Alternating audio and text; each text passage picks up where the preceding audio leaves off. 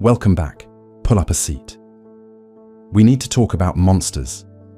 This video is about the Hagravens of Skyrim, the twisted bird women who rule the Forsworn camps and strike terror into anyone who crosses their paths. But more specifically, it is about what it costs to become one. You have seen them in the game, hunched figures with raven feathers and taloned hands, hurling fireballs from the depths of corrupted caves. But have you ever stopped to wonder what they were before? They were witches, once. Human women who traded everything they were for power they thought they needed. They underwent a ritual so horrifying that it transforms not just their bodies, but their minds and souls. And once the transformation is complete, there is no going back.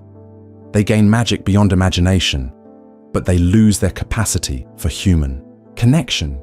They gain immortality, but they lose themselves. They become matriarchs to the Forsworn, but they become monsters in the process. And if you genuinely enjoy this kind of dark storytelling, consider subscribing and liking the channel, but only if it truly resonates with you. I need you to listen. Not because I want sympathy, not because I expect understanding, but because someone should know what happens when you reach for power without counting the cost. Someone should know what it feels like when your bones crack and reshape themselves into something that was never meant to walk this earth. My name used to matter. It was Liara. I was 23 winters old when I made my choice. 23 winters of being powerless, invisible, dismissed. I lived in a small village on the edge of the Reach, where women like me had two options: marry a warrior who would eventually die in some pointless skirmish with the Nords, or waste away as a healer gathering herbs until your hands were too gnarled to work anymore. Neither path offered power, neither path offered respect. I met the Coven when I was 19. They found me after my brother was killed by Imperial soldiers. He was 14 years old. He threw a rock at them. They ran him through with a sword and left his body in the dirt like he was nothing. Like we were nothing. The rage I felt that day was a living thing inside my chest. It screamed for release. It demanded justice. But I had no magic, no strength, no way to make the world pay attention. The witches came to me in the night, 3 women with knowing eyes and secrets written in the lines of their faces. They told me about power, real power, the kind that makes men fear you instead of dismiss you, the kind that lets you reshape the world according to your will. They told me about the matriarchs, the Hagravens, the ancient ones who led the Forsworn and commanded respect through sheer, terrible presence. I should have asked more questions. I should have demanded to see what they truly looked like. But I was young and angry and desperate. When you are drowning, you do not question the hand that reaches down to pull you up. You simply grab it and hold on. The Coven taught me the basics first: how to mix potions that could heal or harm, how to speak to the spirits in the stones and trees, how to draw power from the blood of animals. I was good at it. Better than good. The magic sang in my veins like it had always belonged there. For 2 years I studied, practiced, grew stronger. The other witches watched me with something like pride. They said I had potential. They said I could be more. That was when they told me about the initiation. Every coven has its true leaders. The Hagravens are not simply old witches who grew powerful. They are something else entirely. Something changed. To join their ranks, a witch must undergo a ritual that strips away her humanity and replaces it with raw, primal magic. The power of a Hagraven is immense. They can call down fire from the sky. They can transform into a murder of crows and attack from every direction at once. They can create Briarhearts, warriors who return from death itself to serve the cause. But the ritual requires sacrifice. Not just metaphorical sacrifice. Real sacrifice. Human sacrifice. They explained it to me in clinical terms. One life taken to fuel the transformation. A willing participant, though they need not know the true purpose. Soul gems to capture and redirect the energy. A Skiva corpse, because even in death, small creatures carry the spark of transformation. And most importantly, the absolute willingness of the witch herself. You cannot be forced to become a Hagraven. You must choose it. You must want it more than you want to remain human. I thought about it for weeks. I walked through the forests, at night, arguing with myself. Was it worth it? Could I really kill someone? Could I really give up my human form? My human face? But then I would remember my brother bleeding in the dirt. I would remember the way the Imperial soldiers laughed. As they walked away, I would remember every slight, every dismissal, every time someone looked through me like I did not exist. Yes, I decided. Yes, it was worth it. Finding the sacrifice was easier than I expected. There are always people in this world who trust too easily. I found a traveler, a merchant from Cyrodiil who had wandered too far from the main roads. I told him I knew a shortcut. I told him I could help him find a place to shelter for the night. He smiled at me like I was harmless, like I was just another woman he could charm with pleasant words and false kindness. He sat in the chair at the center of the ritual site, and he never saw it coming. The ritual began at midnight, when the moons hung low and full. 4 of my sister witches formed a circle around the altar. The man was bound to the chair, still unconscious from the herbs I had slipped into his wine. The Skiva corpse lay at my feet, already beginning to rot. The soul gems gleamed in the candlelight like captured stars. Everything was ready. The eldest witch spoke the words first.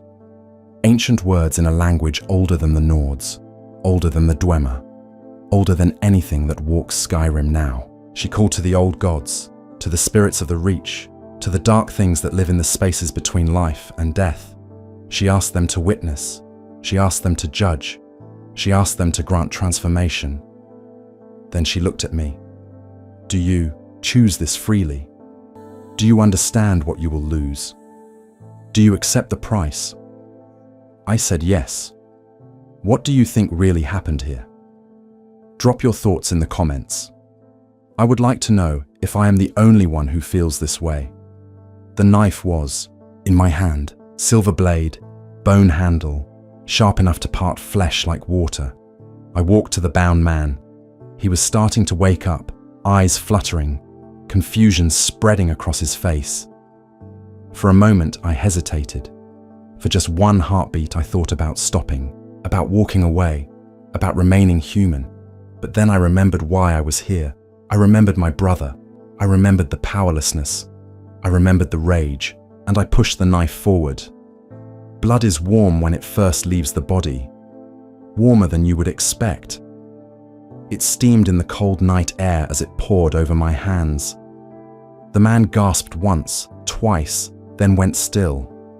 His soul tore free and the gems blazed with sudden light. The energy crackled through the air like lightning. I could taste copper and magic and death. The witches began to chant. Their voices rose and fell in patterns that made reality bend at the edges. They cut open the skiva and spread its entrails in careful designs around the altar. They placed the soul gems on my body at specific points: forehead, heart, hands, feet. Each one burned like ice when it touched my skin. Then the pain started. It was not gradual. It was not gentle. It hit me like a warhammer to the chest and drove me to my knees. Every bone in my body began to break. Not all at once, but slowly, methodically, one after another. I felt my fingers crack and reform, felt the bones in my feet splinter and reshape. My legs twisted, lengthening in some places, shortening in others. My spine curved and bent in ways that should have killed me. I screamed until my throat bled. But the ritual would not stop, could not stop. I had chosen this. I had said yes, and now the transformation would run its course whether I survived it or not. My skin began to change. It tightened, then loosened, then tightened again.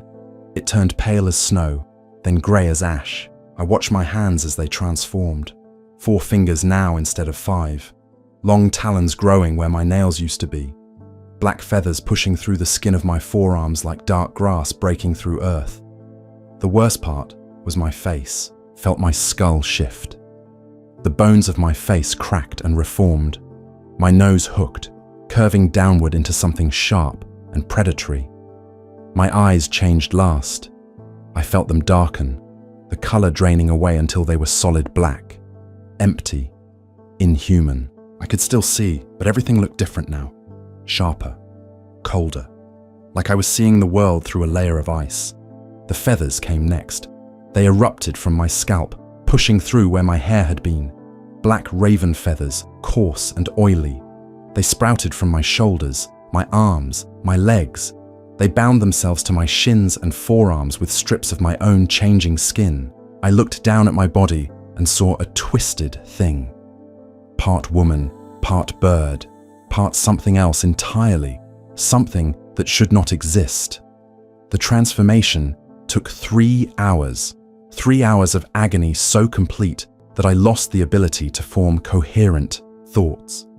When it finally ended, I collapsed onto the stone floor and lay there gasping. My lungs worked differently now. Everything worked differently. I tried to stand and my new legs buckled. The balance was all wrong. I was taller now, but hunched, powerful, but grotesque. The other witches stared at me in silence. Even they, who had seen this ritual before, could not hide the horror in their eyes. One of them brought me a mirror, polished bronze, old and tarnished. I held it up with my new taloned hands and looked at my reflection. I did not recognize the creature staring back at me. Where Liara had been, there was now a monster. Grey skin stretched over sharp bones, scraggly feathers where hair should be, black eyes that reflected no light, a hooked nose and a mouth that seemed too wide, too full of teeth. I opened my mouth to scream, and the sound that came out was wrong, too harsh, too raw, like a raven's cry filtered through a human throat. The power came with the transformation. I felt it immediately. Magic thrummed through my veins like a second heartbeat. I could sense every living thing around me. Birds in the trees, insects in the ground, the remaining witches standing in their circle. I could reach out and touch the fabric of reality itself. Fire answered my call without words. Ice formed at my command. The very air bent to my will. This was what I had wanted. This was what I had sacrificed for. Ultimate power. The ability to make the world listen. The strength to ensure no one would ever dismiss me again. But I could not stop looking at my reflection. Could not stop seeing the thing I had become. The coven kept me for 3 more days while I learned to control my new body. Walking was difficult at first. My legs bent differently now. My feet ended in talons that scraped against stone. I kept losing my balance, kept falling. The other witches watched with barely concealed pity. They remembered their own transformations, I suppose. Remembered what it felt like to lose your humanity one piece at a time. They taught me to speak properly. My voice was different now, deeper and more grating. Words came harder. Complex sentences felt clumsy in my mouth. I noticed I was forgetting things, small things at first. The name of a flower I used to love. The melody my mother sang when I was young. The exact shade of blue the sky turns just before sunset. It frightened me more than the physical changes. On the 4th day, I left the coven. They did not ask me to stay. Hagravens do not truly belong to covens anymore. We are solitary creatures, by nature, driven by instincts that have nothing to do with sisterhood or community. I felt the pull to find my own territory, my own lair, somewhere I could rule without interference. I found a cave system in the Reach, not far from where I grew up. It was occupied by a family of bears. I killed them without hesitation, without mercy. I did not even think about it until after their blood stained the cave floor. Then I stood there, looking at the mother bear's corpse, and realized something had changed inside my mind. The rage that had driven me to seek power was still there, but it was colder now, more calculated, less human. I decorated my new home the way Hagravens do. Spriggans were easy to hunt and their deaths pleased me in ways I did not fully understand. I mounted their heads on stakes around the entrance, hung their taproots in nets from the ceiling. The Forsworn would see these signs and know what I was, know that I was powerful, know that I could offer them what they needed. They came within a week. A group of 6 warriors, all men, all scarred from constant fighting with the Nords. They knelt before me and called me matriarch. They asked for my guidance, my magic, my strength. They offered their loyalty in exchange for power, for the ability to strike back at those who had taken their homeland. I looked at them and felt nothing. No kinship, no solidarity, no shared purpose. Just a cold assessment of their usefulness. These were tools, resources, bodies that could be shaped and used for my purposes. When had I started thinking this way? When had I stopped seeing people as people? But I gave them what they wanted. I taught them the old rituals. I showed them how to honor the spirits of the Reach. I crafted weapons blessed with dark magic. And when the strongest among them asked to become a Briarheart, I performed the ritual without hesitation. Creating a Briarheart is different from becoming a Hagraven, but no less terrible. The warrior must be willing, must offer his heart freely. We laid him on an altar under the open sky. I spoke the ancient words while another Hagraven I had called for assistance held the tools. We cut open his chest while he was still conscious, still aware. His screams echoed through the mountains as we reached inside and pulled out his beating heart. It was warm in my taloned hand, pulsing, alive. I set it aside in a bowl and reached for the Briarheart, a seed of twisted magical plant, matter that should not exist in nature. We placed it in the empty cavity of his chest, bound it with leather straps and magic, spoke the words that would bind his spirit to the seed instead of his human heart. Heart of thorn, bones of the wild, in life forsworn, rise from death, blood of our blood. He died. Then he rose again. The Briarheart stood up from the altar, a hole in his chest where his heart should be, the magical seed visible and pulsing with unnatural light. He was stronger now, faster, filled with magic and rage, and inhuman endurance. He would serve until the seed was removed or destroyed. He would fight without fear of death because he had already died once. He looked at me with gratitude and called me Mother. I felt nothing. If this story has kept you listening this far, and you want more of these dark confessions from Skyrim, hit that subscribe button. It tells me someone out there is still paying attention to warnings like these. The years passed. I do not know how many anymore. Time feels different when you are a Hagraven. Days blend together. Seasons lose their meaning. I stopped aging in the human sense, but I continued to change in other ways. My mind grew sharper in some areas and duller in others. I could calculate trajectories for spells with perfect precision, but I struggled to remember why I had wanted power in the first place. The Forsworn came and went. I led them, guided them, created more Briarhearts when the warriors proved worthy. They feared me and revered me in equal measure.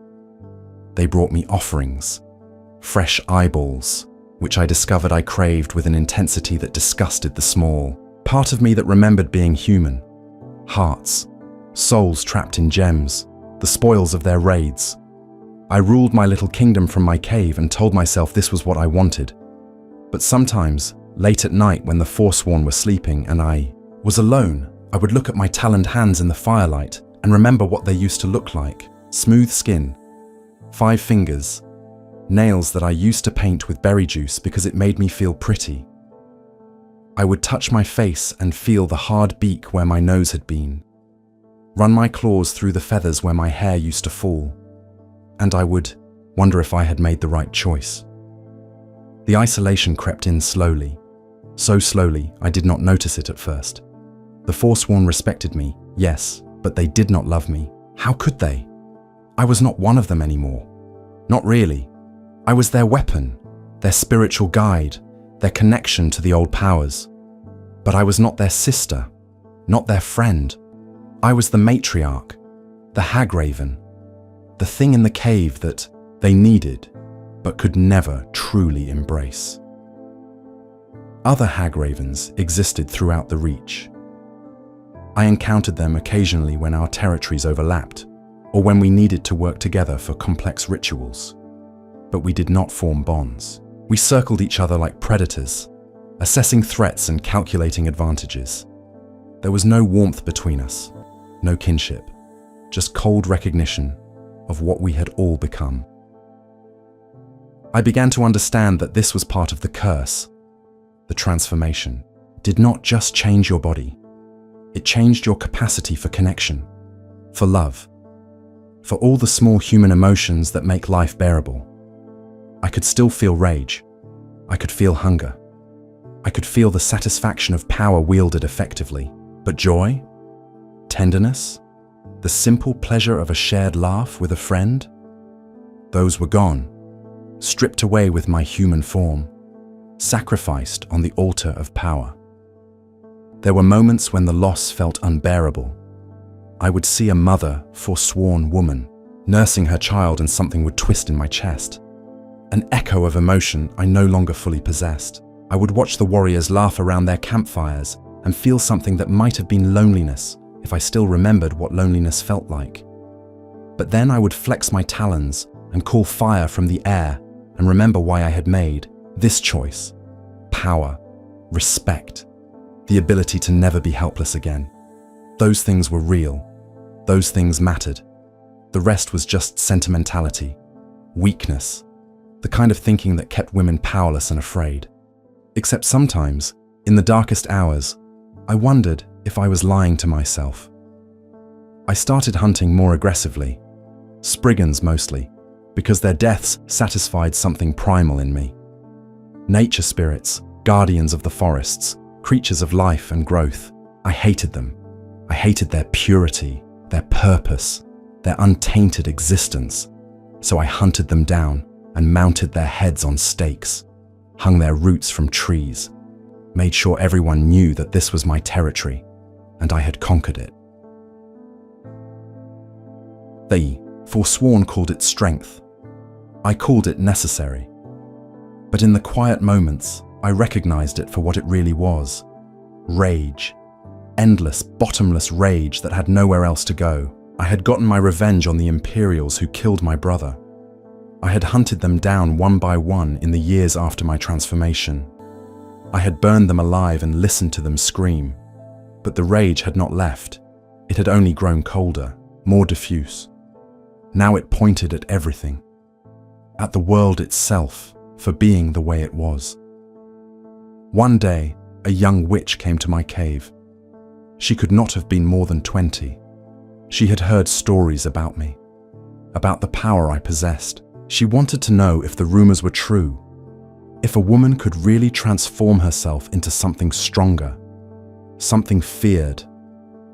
I looked at her and saw myself, 23 winters old and desperate for power, angry at the world and willing to do anything to change it.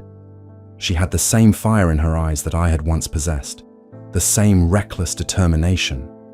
I should have warned her, should have told her the truth about what she would lose, should have shown her my reflection in the bronze mirror and asked if this was really what she wanted to become. But I did not. I could not find the words. Or perhaps I did not want to admit that the transformation had been a mistake. So I told her about the ritual, about the requirements, about the power she would gain. I watched her eyes light up with hunger and hope, and I said nothing about the cost, about the isolation, about watching your humanity drain away like water through your fingers until you cannot remember what it felt like to be whole. She thanked me and left. I do not know if she went through with it. I hope she did not, but I suspect she did. If you have ever wondered what choice you would make in a situation like this, tell me in the comments. I will be reading them. The thing about immortality is that it gives you too much time to think. Hagravens do not age the way humans do. We can be killed, certainly. A sword through the heart or enough magic will end us. But time itself cannot touch us. We persist, we endure, we watch the world change around us while we remain frozen in our monstrous forms. I have been a Hagraven for longer than I was human. Now, decades have passed. The Forsworn warriors I knew in my early years are all dead. Their children and grandchildren serve me now, but they do not know I once had a name, that I once had a brother, that I once painted my nails with berry juice and dreamed of simple things like love and safety. Sometimes I try to remember Liara, the girl I used to be, but she feels like someone else, a character in a story I heard once. I know the facts of her life. I remember the events, but I cannot feel what she felt anymore, cannot access the emotions that drove her decisions. It is like reading about a stranger. Is that growth, or is it loss? I wish I knew. The worst part is the dreams. Yes, Hagraven's dream. We sleep less than humans, but we still sleep. And in those rare moments of vulnerability, I dream of being human again. I dream of smooth skin and 5 fingers and eyes that reflect light properly. I dream of walking into a village and having people smile at me instead of flee in terror. I dream of holding someone's hand and feeling warmth instead of just calculating their usefulness as a sacrifice. Then I wake up and remember what I am, what I chose to become. And the grief that washes over me is so intense, it feels like drowning. But it passes. It always passes. Because I am not human anymore. Human emotions do not last in this body. They slide off like water off a raven's wing. Within minutes, the grief fades, and I am left with cold calculation again. Assessment. Planning. The eternal question of how to maintain my power and territory. Do I regret my choice? Some days, yes. On the days when I remember what laughter sounded, like coming from my own throat. When I see mothers with their children and feel the ghost of longing for something I can never have. When I look at my reflection and see the monster I have become. But other days, no. On the days when I wield magic that could level a small town. When Forsworn warriors kneel before me and call me matriarch. When I remember what it felt like to be powerless and dismissed and invisible. On those days, I tell myself the sacrifice was worth it. The truth is probably somewhere in between. I gained power beyond my wildest dreams. I gained respect and fear and the ability to shape the world according to my will. But I lost myself in the process. Lost Liara. Lost the capacity for joy and love and all the small things that make life worth living. Was it a fair trade? I do not know anymore. I stopped being able to judge fairness when I stopped being human. All I know is that the choice is irreversible. The ritual can supposedly be undone, but only with divine intervention. Kain herself would have to reach down and restore what was lost. And why would she? Why would any god help a creature like me? So I remain. I endure. I rule my cave and my Forsworn and my small piece of the Reach. I create briar hearts and hunt, spriggans and call down fire from the sky. I am powerful. I am feared. I am respected. I am alone, and I will be alone forever. That is the true price of becoming a Hagraven, not the physical transformation, not the loss of beauty or human form, but the isolation, the slow erosion of everything that makes existence bearable. You gain the power to change the world, but you lose the ability to connect with it. You become something ancient and terrible and utterly, completely alone. If I could speak to my younger self, the girl with berry-stained fingers and rage in her heart, would I warn her away?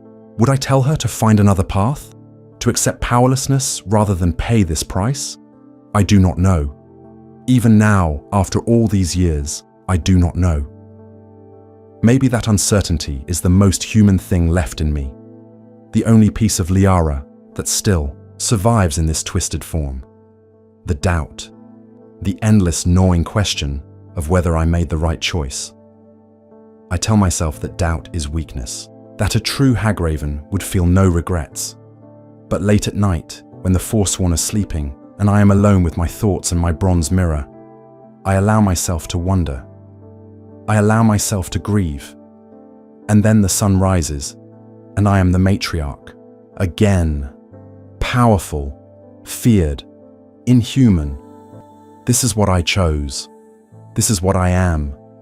And I will carry this burden until someone finally puts a sword through my heart or a spell through my skull. That is the life of a Hagraven. That is the price of power. That is the warning I leave for anyone foolish enough to follow the same path. Choose carefully. Because once you make this choice, there is no going back. You will gain everything you thought you wanted, and you will lose everything that actually mattered. Remember my story. Remember Liara. Remember what happens when you reach for power without counting the cost.